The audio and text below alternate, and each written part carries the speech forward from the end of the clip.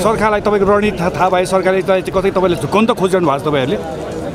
गिरफ्तारी दिने यता गिरफ्तारी दिने भएर अन्त कतै केही प्रोग्राम त गरिरहनु भएको छैन हुन सक्छ भ्रष्ट सरकार मुर्दाबाद यो सिंहदरबारको दृश्य देखाइरहेका छौं भने दर्शक महानुभावहरु तपाईले देखिराख्नु भएको छ ज्ञानेन्द्र साई सरकार मुर्दाबाद यो भ्रष्टहरुको अन्तको दिन सुरु भएको छ